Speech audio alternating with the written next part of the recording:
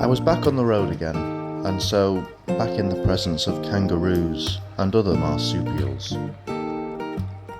Some bats joined the party too. I was on a little early morning walk at a place called Cape Hillsborough. I've lost count of how many cobwebs I walked through, but at least the payoff was worth it at the top.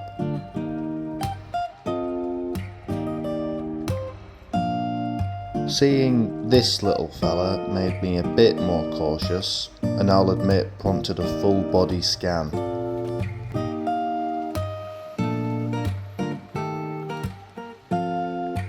I followed the track down to the sea, in what looked like a dead end. I discovered during high tide the track disappeared, submerged by the water. Not really wanting to trek back up the cliff, I debated the options and decided to give it a go. It took a good bit of climbing to get up there, and is a lot more vertical than it looks on video.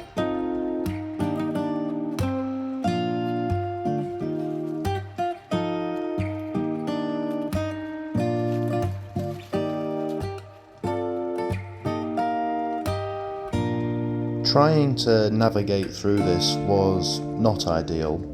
More cobwebs and thick foliage prevented me, and of course the return of unuseful footwear.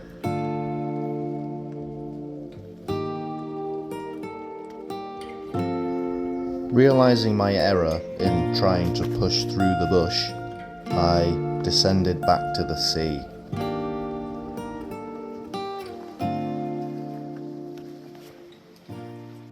This is exactly how people go missing and die. It's fun though. I was being dramatic there. It wasn't that dangerous. However, a new challenge faced me. The Rocky Cove.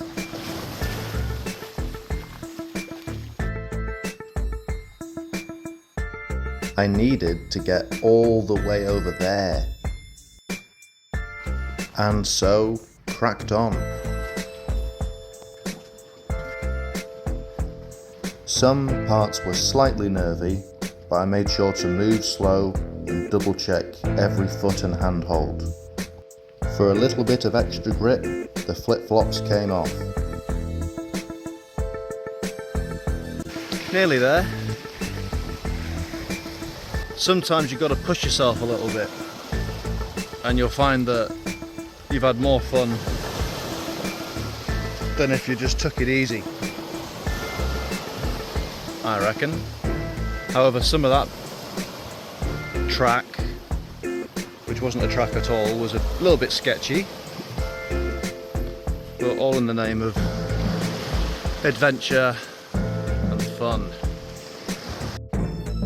Narrow caves and crashing waves indulged me in the serenity of the moment.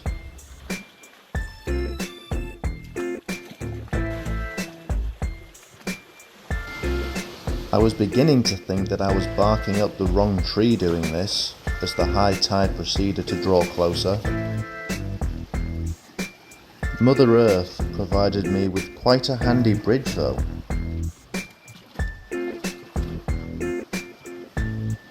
With my feet back on solid ground, I knew that there was only a couple of minutes left.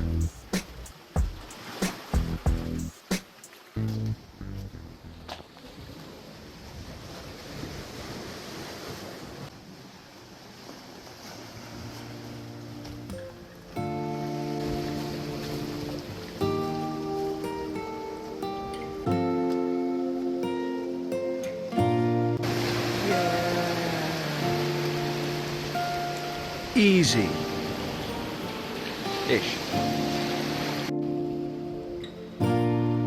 My reward, nice, smooth sand and a cool breeze. I checked the time and it was only 9 AM, a whole adventure, all in a morning's work.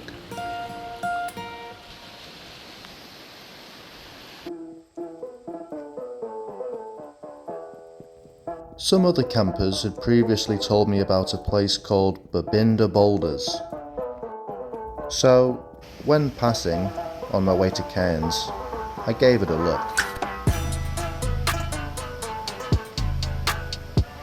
It was an epic place. Caves, channels and rocks carved by hundreds and thousands of years worth of water.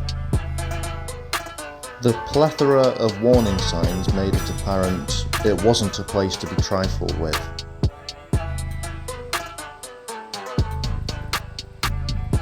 Nestled within Queensland's Tropical North, it felt like the Lord of the Rings, Jungle Edition.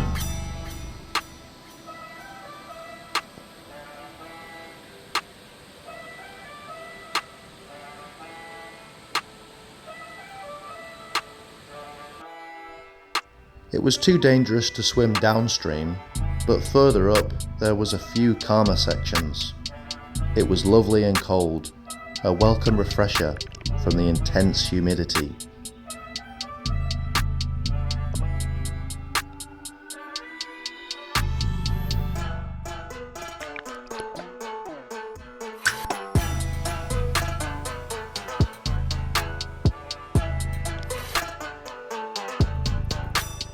I found a mushroom that looks exactly like the Horn of Plenty, only it's yellow. I can't seem to find it anywhere online, so if you know what it is, please leave a comment below. It had a free campsite, which was lovely. The lack of signal didn't bother me, because I had already planned ahead and downloaded The Godfather to watch, in between listening to the kookaburras. There was a lot of rain during the night, which doubled the river at least. Water has always fascinated me. It is integral for our survival, but can terminate that livelihood in an instant. We use it to enjoy ourselves, or sometimes to inflict pain. It can be beautiful when cast under the moonlight, or menacing when partnered with grey clouds. The many faces of water, lifeblood of the earth, the many faces of water, friend and foe, from death to birth.